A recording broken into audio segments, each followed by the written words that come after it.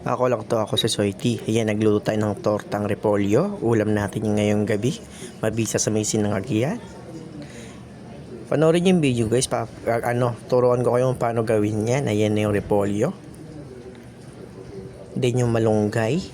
Nutritious yan guys. Then yung carrots. More on potassium yan. Then yung jetlog ko. Then yung sibuyas, wangba, pollen, isuning, harina, mantika. Ayan, panoorin nyo hanggang dulo. Ayan, ganyan ko ginawa yan. Sundan nyo lang yung guys sa procedure. Lagay ko na dyan yung repolyo. Iniwa ko na maliliit yan. Dahil ito torta natin yan. Hinugasan ko yan guys ha.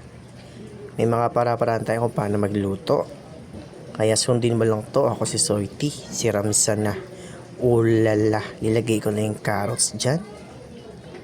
Mabisa talaga yan. Then yung sibuyas na pampautok. Then yung wangba. Diba? Lagay na natin yung jetlog na hinati. Mabisa yan. Fresh na fresh. Jetlog ko yan eh. Tatlo nga yan. Lalagay na rin natin dyan yung yung harina. Then yung seasoning.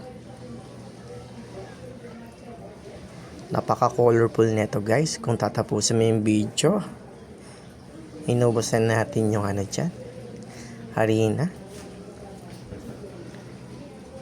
Napaka-solid talaga kung maluluto to. Sarap po. Titignan mo pala.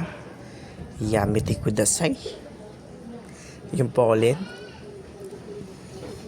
2 sachet yan para mabisang mabisa.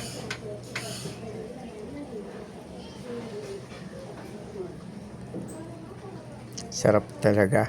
Din yung malunggay. Hindi ko na nga inisa-isa yan. Mabilisan lang. Pero yung dyan nakakain naman yan yung ibang malilit na tangkay. Nutritious yan. More on fiber. Haluin na natin yan.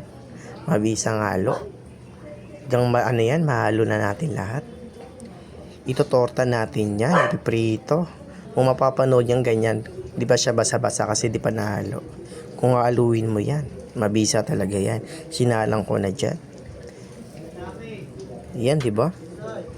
Yamete ko dasay, luto na. Mabisang mabisa talaga. Sarap po. So hanggang dito lang aking video. Bye-bye.